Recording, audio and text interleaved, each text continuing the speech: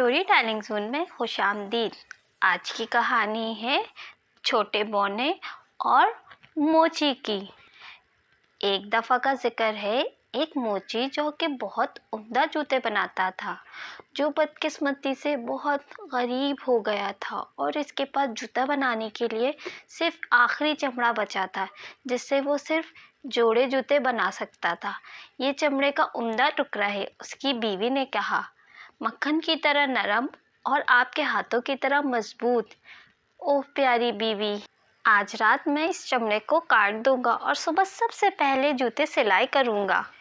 मगर अगली सुबह जब ये दोनों वर्कशॉप पर जूते सीने गए तो देखकर हैरान रह गए। टेबल पर 2 जूते रखे थे, बहुत ही उम्दा सिले हुए, कहीं से कोई सिलाई ख़राब ना थी। मगर ये कौन कर सकता है? क्या इसकी बीवी ने बनाए हैं? मगर इसकी बीवी तो खुद हैरानी में घूर रही थी। इतने में एक बंदा दुकान में आया। इसने कहा, मुझे ये जूते आसमानी चाहिए।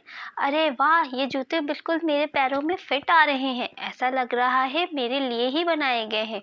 वो बहुत खुश हुआ और जूते की दोगुनी कीमत अदा की। अब मोची के पास इतने पैसे थे कि वो मज़ीद 2 जूता बनाने के लिए चमड़ा खरीद सके। इसी शाम फिर मोची ने जूते के लिए चमड़ा काट कर बिस्तर पर चला गया और फिर सुबह नए जूते तैयार थे। इनके लिए ख़रीदार की भी कमी ना थी और पहले की तरह जूते ख़रीदारों को बिल्कुल ठीक आ गए और उन्होंने खुशी खुशी दोगुनी कीमत अदा की। अब मोची के पास इतनी रकम थी कि मज़ीद 4 जूतों के लिए चमड़ा खरीद सकता था। अगली सुबह पहले की तरह मज़ीद 4 जूते तैयार थे।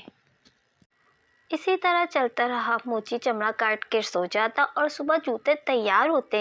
इसके शानदार जूतों की खबर पूरे शहर में फैल गई थी और मोची पहले की तरह गरीब नहीं थे। शाम क्रिसमस से कुछ दिन पहले इसकी बीवी बोली, प्यारे शौहर, जूते के लिए मज़ीद चमड़े काट दो और आज हम रात जाग कर देखते हैं कि जिसने हमें इतना अमीर बनाना है वो कौन है। मोची ने इत्तफाक किया। इस रात उन्होंने हॉल में एक छोटा सा लैंप रोशन किया और दोनों अपने अपने कोट के पीछे छुप गए और इंतज़ार करने लगे।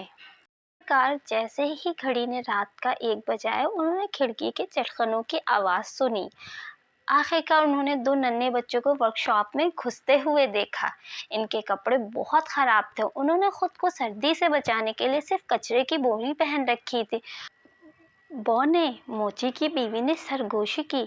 छोटे छोटे बौने मेज़ पर चढ़ गए। फिर वो गुनगुनाते हुए, सीटियाँ बजाते हुए जल्दी जल्दी जूते बनाने लगे। मोची और उसकी बीवी को यकीन नहीं आ रहा था। बौने उस वक्त तक नहीं रुके जब तक कि काम ख़त्म नहीं हो गया और मेज़ पर खड़े हो गए। मजबूत सवारी के जूते, नाजुक से जूते फैदर, हल्के डांसिंग के जूते और काम के लिए भारी भरकम जूते, वो भी नाइट विंडो से, सब देखकर बाहर निकल गए। अगली सुबह बीवी ने कहा, छोटे बौनों ने हमें इतना अमीर बना दिया है, हमें बदले में इन्हें कुछ देना चाहिए। इन्हें ठंड लगती है, इसलिए वो हर वक्त इधर उधर भागते रहते हैं ताकि उनका जिस्म गर्म रहे। मैं उनके लिए गर्म लिबास बनाऊंगी और जुराबों का जोड़ा भी। इन सब के लिए जूतों का जोड़ा मैं बनाऊंगा। मोची ने कहा। वो सीधे काम पर लग गए और सब चीज़ें तैयार करने लगे। उन्होंने टेबल पर रख दिया और कोट के पीछे छुप गए और उनका इंतज़ार करने लगे। आधी रात को बौने खामोशी से दुकान में घुसे, लेकिन आज चमड़ों के बजाय तोहफ़े देखकर बहुत हैरान हो गए। फिर उन्होंने नए कपड़े को गले लगा और जल्दी से पहन लिए। जब उन्होंने कपड़े पहन लिए तो उन्होंने कमरे में उछलना शुरू कर दिया। अब हम देखने में इतने अच्छे लग रहे हैं कि मोची भी नहीं लग रहे। वो कुर्सियों से छलांग लगाते हुए दुकान के इर्द गिर्द दौड़ते हुए आखिर के दरवाजे से बाहर भागे। इनके नए जूतों की गूंज सड़कों पर सुनाई दे रही थी। इसके बाद छोटे बौने दोबारा नहीं दिखे, मगर मोची और इसकी बीवी ने लंबी और खुशगवार ज़िंदगी गुजारी। मज़ीद अच्छी अच्छी कहानियाँ सुनने के लिए मेरे चैनल को प्लीज़ सब्सक्राइब ज़रूर करें।